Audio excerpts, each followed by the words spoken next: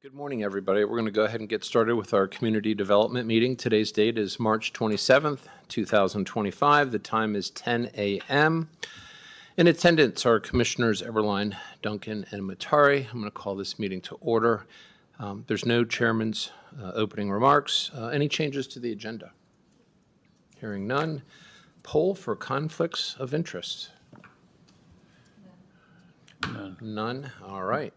First item is a public hearing. It's ORA 24-0004. It's a continuation of an interim ORA minimum lot size within the CDA Tribal Reservation. And I will start with Director David Callahan. Good morning, Commissioners. David Callahan, Community Development Director. You may recall this item's continued from March 13th because we didn't have the correct identification number for Zoom. So persons that didn't click on the Zoom link and tried to use the meeting ID or passcode would not have been able to get in. We've corrected that. That's proof on the screen that it is corrected. I'm sharing right now with Zoom the actual ordinances before you. And you may recall this is necessary to continue the three things that would otherwise be conflicting here, which is the family exemption allows people to divide down to 5 acres. You change the zoning in the tribal area in rural zone to 5 acres. To 10, from 5 From 5 to 10, thank you, thank you. And the minimum lot size in agriculture zone would normally be 5 acres, but these three things all come together and we're now and have for the last year worked together so that zoning and the family exemption work. So this just keeps that status quo for another year, and presumably before that we'll have the Plan Commission and comp plan changes in front of you again so that we make some of these kinds of things permanent. Thank you.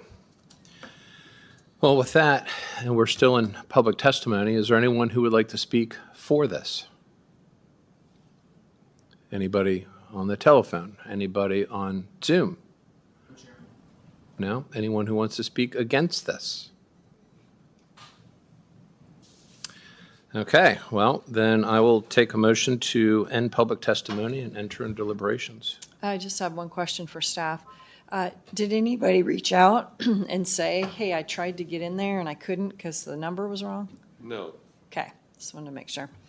I move that we end public testimony and enter into deliberations. Second. Commissioner Eberline? Aye. Commissioner Duncan? Aye. Chair Matari? Aye. Okay, where's everyone's head on this?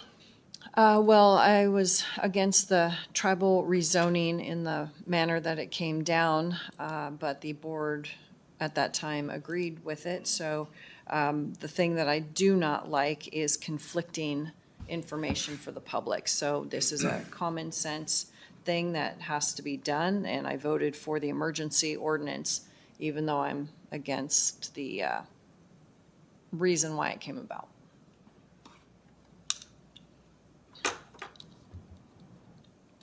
Commissioner Eberline? This is kind of beyond my time. Yeah, you kind of walked into this one. Poof. It's a continuation of what was done before, an emergency ordinance. And it really just has to do with conflicts with the family subdivision, which I think we're just trying to eliminate that. Thank you. Yes. Very well. Well, I'll take a motion. I move that we approve ORA 24-0004, which is an interim minimum lot size within the CDA Tribal Reservation. Second. Commissioner Eberline? Aye. Commissioner Duncan? Aye. Chair Matari? Aye, motion carries. Next up is a business item, and this is Krumland-Real Property Use Agreement. It's an action item, and Director David Callahan, please. Commissioner, sorry I'm having trouble pulling up the screen picture I wanted you to have, but I'll just talk first. Maybe that'll be good enough. The issue at hand is on Lake Coeur d'Alene, thank you, we have two old lots that date way back, and those two lots were consolidated in 2019 in order for the then owner to have an extension under their home built, but it would have otherwise crossed the property line of these two lots, which is impermissible. It also would not have met setbacks. So that's why we asked, thank you. That's why we asked for a lot consolidation, and the owner agreed, but presumably didn't stop to think that under Idaho law, the IDL allows more dock area for two lots than they do for one. And so the owner would like to preserve the two lot larger dock area that they originally had before this consolidation. So they hired John Magnuson, a local attorney, who came up with the language that's in your electronic file. And Pat and I have reviewed it, and we think it's fine. And it effectively keeps the lot as one parcel for land use purposes, but allows it to be two actual lots for IDL's purposes. So the owner basically gets everything they need and want this way.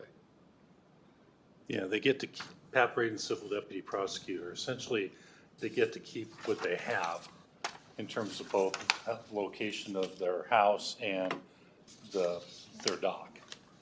And on the screen, the two different lots are where my cursor is. This dashed blue line you can barely make out is the one that's eliminated by the lot consolidation.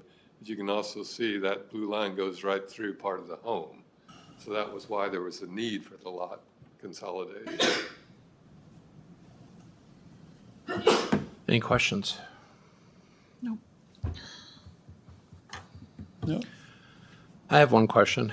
I just want to make sure, and I think the language in the agreement already addresses that, but, you know, two lots, assessors, the way the property would be assessed, two lots, two home sites.